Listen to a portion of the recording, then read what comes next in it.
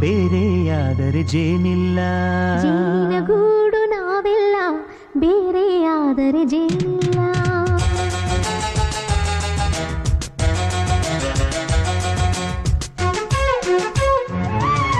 ಜೇನಿನ ಗೂಡು ನಾವೆಲ್ಲ ಬೇರೆಯಾದರೆ ಜೇನಿಲ್ಲ. ಜೇನಿನ ಗೂಡು ನಾವೆಲ್ಲ ಬೇರೆಯಾದರೆ ಜೇನಿಲ್ಲ. ಮನಗಳು ಸೇರಿದರೆ ತುಂಬಿದ ಮನೆಯಂತೆ.